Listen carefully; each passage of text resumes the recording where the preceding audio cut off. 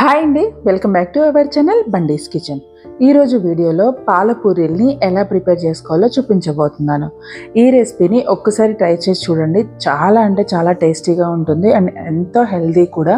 పిల్లలకి ఇలా చేసి పెడితే చాలా హెల్తీగా ఉంటారు. మరి పాల పూరీల్ని ఎలా ప్రిపేర్ చేసుకోవాలో దీని ప్రాసెస్ ఏంటో చూసేద్దామా. ముందుగా ఒక బౌల్ తీసుకొని దాంట్లోకి 2 కప్పుల గోధుమ పిండిని యాడ్ చేస్తున్నాను. ఇప్పుడు ఈ పిండిలోకి సరిపడా సాల్ట్ని యాడ్ చేసుకోవాలి. అలాగే 1 స్పూన్ నెయ్యిని కూడా యాడ్ చేస్తున్నాను. ఈ నెయ్యిని యాడ్ చేయడం వల్ల పూరీలు చాలా సాఫ్ట్గా వస్తాయి. సో ఈ నెయ్యి సాల్ట్ మొత్తం అంతా పిండికి కలిసేలాగా ఇలా మిక్స్ చేసుకోవాలి. నెయ్యి మొత్తం పిండికి పట్టేలాగా ఇలా మిక్స్ చేసుకున్న తర్వాత ఇందులోకి కొంచెం కొంచెం వాటర్ యాడ్ చేసుకుంటూ మనం చపాతీ పిండిలాగా కలుపుకోవాలి. ఇలా కొంచెం కొంచెం వాటర్ యాడ్ చేసుకుంటూ స్మూత్గా కలుపుకోవాలి. పిండిని మనం ఇలా ఎక్కువసేపు కలుపుతూ ఉంటే పిండి అనేది చాలా సాఫ్ట్గా వస్తుంది. పూరీ కూడా అంతే సాఫ్ట్గా వస్తుంది. చూస్తున్నారు కదా, పిండిని ఈ కన్సిస్టెన్సీలో కలుపుకోవాలి. ఇప్పుడు దీని మీద ఒక ప్లేట్ పెట్టుకొని ఒక 10 మినిట్స్ అలా రెస్ట్ ఇద్దాం. ఇప్పుడు ఒక మిక్సీ జార్ తీసుకొని దాంట్లోకి 1.5 టేబుల్ స్పూన్ గసగసాలని యాడ్ చేస్తున్నాను. అలాగే అందులోకి ఒక 2 టేబుల్ స్పూన్ల బియ్యపిండిని కూడా యాడ్ చేస్తున్నాను.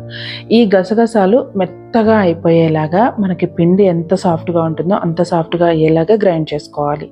ఇలా గ్రైండ్ చేసుకున్న తర్వాత ఇందులోకి ఒక 1/4 కప్ జీడిపప్పును కూడా యాడ్ చేస్తున్నాను.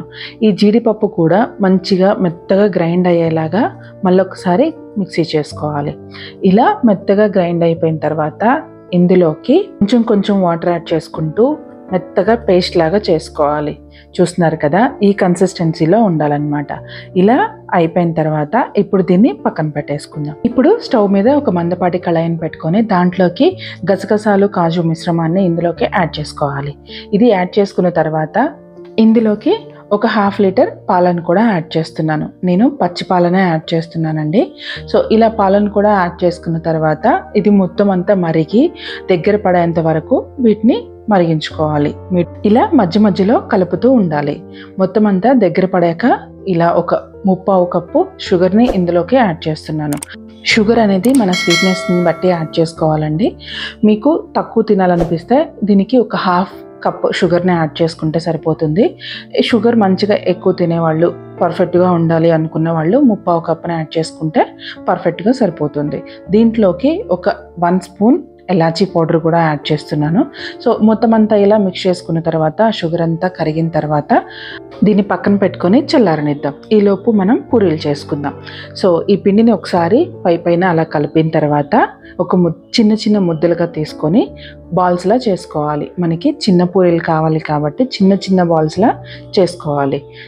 ఇలా పిండి మొత్తము చిన్న చిన్న బాల్స్ లాగా చేసుకున్నాక ఈ బాల్స్ని పూరీ ప్లస్ మీద పెట్టి చిన్న చిన్న పూరీలాగా ప్రెస్ చేసుకోవాలి.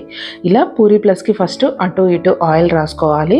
ఇలా ఆయిల్ రాసుకున్న తర్వాత చపాతీ పిండిని తీసుకొని దీని మీద పెట్టి గట్టిగా ప్రెస్ చేయాలి. ఇలా ప్రెస్ చేసిన తర్వాత చిన్నగా చపాతీలాగా అవుతుంది. మళ్ళీ ఒకసారి ఇలా ప్రెస్ చేసుకుంటే ఇంకొంచెం పెద్దగా చపాతీ వస్తుంది. చపాతీని ఈ సైజులో ఉండేలాగా చూసుకోవాలి.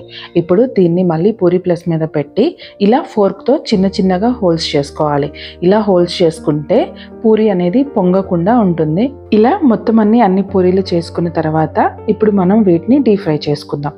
డీప్ ఫ్రై కోసం స్టవ్ మీద ఒక కళాయి పెట్టుకొని దాంట్లోకి డీప్ ఫ్రైకి సరిపడా ఆయిల్ని యాడ్ చేసుకోవాలి.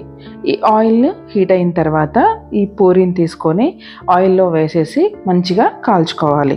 ఇలానే అన్ని పూరీల్ని కాల్చుకున్న తర్వాత ఈ పూరీలన్నీ పాల మిశ్రమంలోకి యాడ్ చేసుకోవాలి. ఈ పాల మిశ్రమంలోకి 1 by 1 పూరీలు యాడ్ చేసుకొని ఇందులోకి ఆ మిశ్రమం అంతా పూరీకి పట్టేలాగా ఇలా డిప్ చేసుకోవాలి. ఇలా డిప్ చేసుకున్న తర్వాత ఒక 2-3 సెకండ్స్ అలా ఉంచేసి దాంట్లో ఉంచి తీసేస్తే సరిపోతుంది. ఆ మిశ్రమం పూరీకి పడుతుంది కాబట్టి వెంటనే పూరీ అనేది సాఫ్ట్గా అయిపోతుంది. సో ఇలా 1 by 1 అన్ని పూరీల్ని యాడ్ చేసుకున్న తర్వాత ఈ మిశ్రమం అంతా పూరీకి పట్టేలాగా పూరీని మొత్తం అటు ఇటు తిప్పుతూ మొత్తం అంతా మిశ్రమం పట్టిన తర్వాత ఈ మిశ్రమంలోంచి తీసి సర్వింగ్ బౌల్లోకి తీసుకోవాలి.